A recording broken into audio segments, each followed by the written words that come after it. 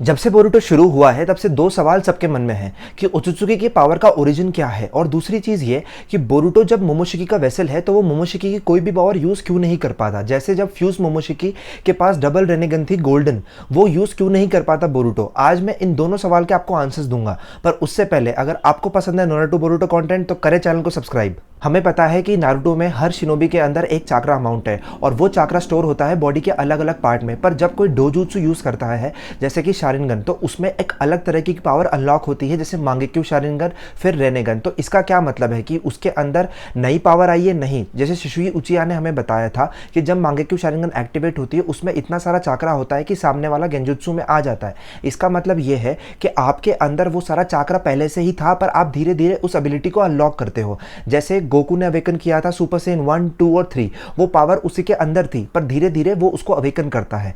अब मैं आपको बताता हूं कि ये सब ओत्सुत्सुकी से कैसे रिलेटेड है। आपने देखा होगा उराशिकी जब जिराया से लड़ रहा होता है तब वो हारने वाला होता है, तब अपनी वो जो रेनेगन्स है उन्हें कंज्यूम कर लेता है। तो जब वो रेनेगन को कंज्यूम कर लेता है वो एक डिफरेंट बीस्ट बन जाता है। इसका मतलब ये है कि रेनेगन की जितनी एबिलिटी वो यूज कर पा रहा था, उसने उस पूरी रेनेगन को जब कंज्यूम कर लिया तो इतना सारा चाक्रा जो उसकी बॉडी में पहले से ही था उसने खुद सारा चाक्रा कंज्यूम कर लिया और एक नया बीस्ट बन गया। इससे हमने क्या देखा? इससे उसके हॉर्न्स उग गए और वो बड़े हो गए। जी हाँ, जब कागुया ने चाक्रा फ्रूट कंज्यूम किया उससे पहले उसके कोई भी हॉर्न्स नहीं थे, पर जैसे ही उसने चाक्रा फ्रूट कंज्यूम किया उसके हॉर्न्स आ गए। इससे हम एक चीज कर सकते हैं डिड्यूस कि जो ओत्सुत्सुकीज हैं उनका जो पावर लेवल है वो बढ़ जाता है हॉर्न के बढ़ने से, और उनका जो पावर स्टोर होता है वो होता है उनके हॉर्न्स में।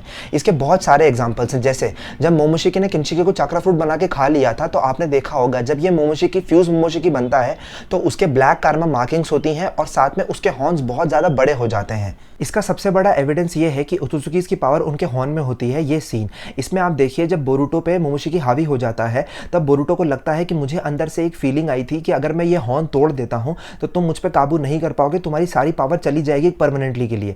तो आप ये चीज़ नोटिस कीजिए, जैसे ही वो हॉर्न तोड़ता है मोमोशिकी हट जाता है उसकी बॉडी से और वापस रिवर्ट बैक कर जाता है उसकी बॉडी में। अब आप ये बोलेंगे कि कार्मा जब भी मैनिफेस्ट होता है बोरुटो के अंदर तभी हॉर्न बाहर आता है, मतलब मोमोशिकी को डिनोट करने के लिए वो हॉर्न बाहर आता है। पर इसका एक और सेंस भी है। आपने देखा होगा कावाकी, जिसको एक नया कार्मा बना के दिया है आमादो ने, उसमें अब इशिकी का सोल नहीं है, पर जब भी उसका कार्मा एक्टिवेट होता है अभी भी उसका हॉर्न बढ़ता है। तो इससे हम ये कह सकते हैं कि ओत्सुत्सुकीज की जो रियल पावर है वो स्टोर होती है उनके हॉर्न में और वो डिनोट करता है उनका हॉर्न। अब हम बात करते हैं कि मोमोशिकी जो फ्यूज मोमोशिकी था उसने जब बोरुटो पे कार्मा इंप्लांट किया तो बोरुटो के पास सिर्फ रासेनगन ही क्यों यूज करता है, वो कोई और पावर क्यों नहीं अवेकन कर पाया बोरुटो? इसका एक बहुत सिंपल आंसर है, मैं आपको बताता हूं। आपने जब देखा फ्यूज मोमोशिकी पे कार्मा लाइंस थी, आप समझ रहे हैं कार्मा लाइंस मतलब न्यू डीएनए न्यू इंप्लांटेशन हुआ है उसमें, तो उसको अगर पावर को उन्हें इंप्लीमेंट करना होता है या फिर परमानेंट बनाना होता है तो उनको उस कार्मा को एक नए वेसल में डालना होगा, और जब वो नए वेसल में वो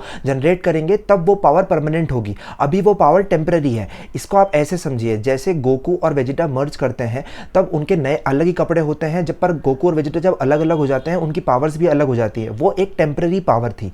पर अगर मोमोशिकी उस फ्यूज स्टेट में किसी और कार्मा को अपना इंप्लांट कर देता और उसमें अगर वो रीजन रिवाइव कर जाता तब वो पावर उसकी परमानेंट हो जाती। पर उससे पहले क्या हुआ, बोरुटो ने उसको मार दिया, और एनिमे में आप देखेंगे कि मोमोशिकी जो फ्यूज मोमोशिकी था उसके हॉर्न्स भी वेपराइज हो रहे हैं। और मैंगा में अगर आप नोटिस करेंगे ये चीज कि जो मोमोशिकी इंप्लांट करता है कार्मा बोरुटो पे वो एक बेस मोमोशिकी है। उसका मतलब ये है कि जो फ्यूज्ड उसके टेम्पररी स्टेट थी वो सारी की सारी पावर चली गई थी उस लड़ाई के अंदर। तो जो बेस मोमोशिकी है उसने अपनी पावर दी बोरुटो को, इसलिए कोई भी फ्यूज मोमोशिकी की पावर यूज नहीं कर पाता बोरुटो।